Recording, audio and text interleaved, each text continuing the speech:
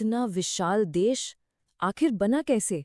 ये कोई चट्टान का एक सीधा साधा टुकड़ा नहीं है, नहीं, ये तो एक बहुत बड़ी, बहुत पुरानी पहेली है, जिसे सुलझने में अरबों साल लग गए।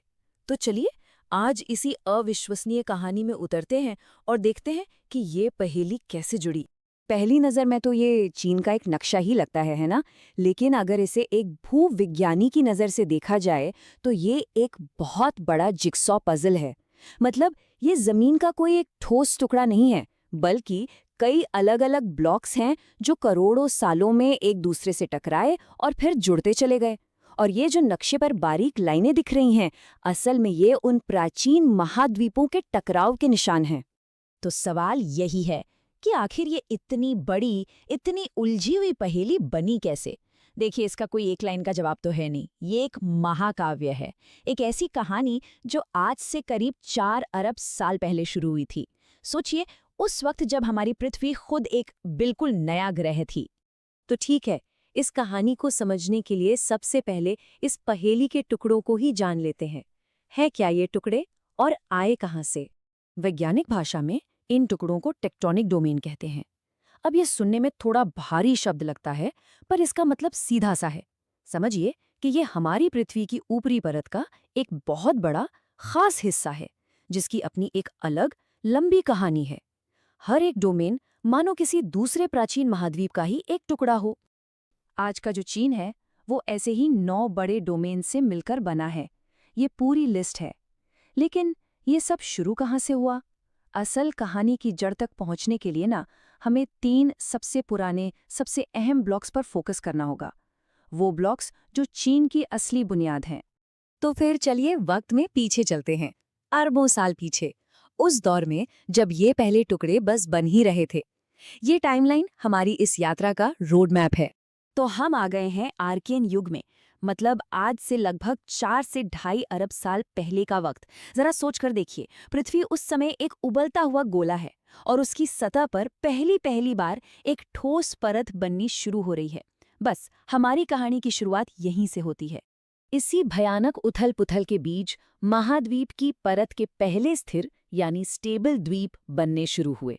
वैज्ञानिक इन्हें न्यूक्लियाई कहते हैं। आसान भाषा में कहें तो ये आज के महाद्वीपों के बीज थे, छोटे छोटे बीज जो धीरे धीरे, बहुत धीरे धीरे समय के साथ बड़े होते गए। और जानते हैं, चीन में जो सबसे पुरानी चट्टान मिली है वो 3.8 अरब साल पुरानी है, 3.5 अरब साल से भी ज्यादा। ये नंबर इतना बड़ा है कि सोचना भी मुश्किल है। मतलब पृथ्वी के पूरे इतिहास का लगभग 85% हिस्सा। इससे अंदाजा लगता है कि ये कहानी कितनी कितनी ज्यादा पुरानी है। तो एक बार जब ये बीज यानी न्यूक्लियाई बन गए, तो वो अकेले नहीं रहे। वो धीरे धीरे एक दूसरे की तरफ खिसकने लगे और जुड़कर बड़े और ज्यादा मजबूत ब्लॉक बनाने लगे। ये था इस पहेली का अगला लेवल। इन बड़े स्थिर ब्लॉक्स को भूविज्ञान में प्लेटफॉर्म या क्रेटन कहते हैं। ये प्राचीन महाद्वीपों की जड़ें होती हैं, बहुत ही मजबूत और स्थिर।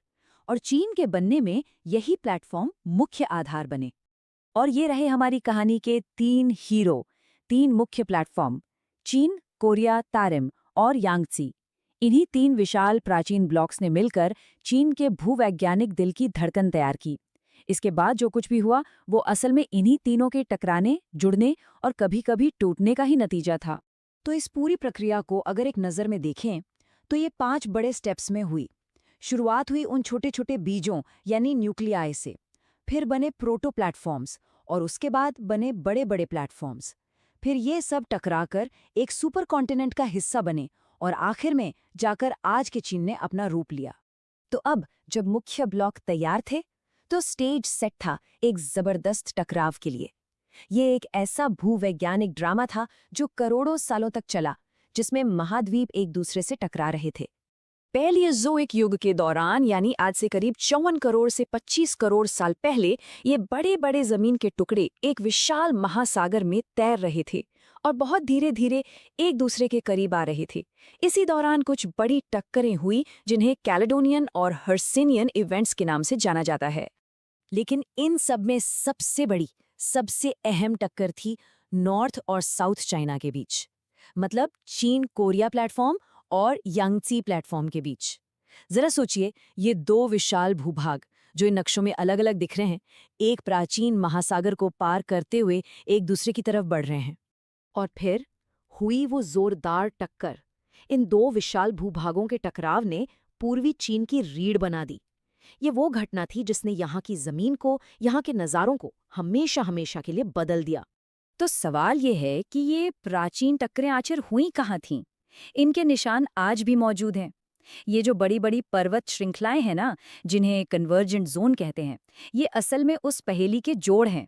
यही वो जगह हैं जहां पुराने महासागर बंद हो गए और दो महाद्वीप आपस में सिल गए और यूरेशियन सुपर कॉन्टिनेंट का हिस्सा बन गए। इसे मूल शोधकर्ताओं ने बहुत अच्छे से समझाया है।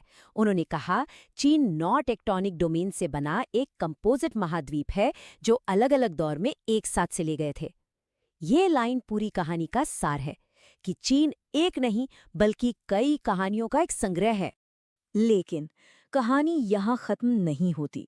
पहेली अभी पूरी नहीं हुई थी। हाँ, मुख्य टुकड़े तो जुड़ गए थे, पर इसे जो आखिरी शक्ल मिली है वो कुछ हाल की घटनाओं की देन है। इन्हीं घटनाओं ने चीन को वो रूप दिया जो हम आज देखते हैं।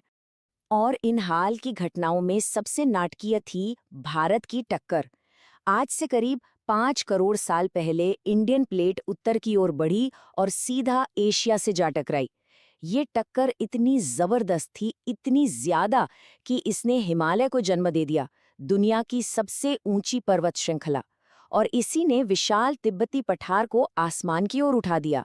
और सबसे कमाल की बात, ये टक्कर आज भी जारी है। तो इस पूरी अविश्वसनीय यात्रा को अगर समेटें तो प्रीकैम्ब्रियन में बने प्लेटफॉर्म, पैलियोजोइक और मेसोजोइक में वो आपस में जुड़े, और फिर सेनोजोइक में भारत की टक्कर ने इसे फाइनल टच दिया। हर एक युग इस शानदार भूवैज्ञानिक कहानी में एक नया पन्ना जोड़ता गया। तो इससे हमें क्या पता चला?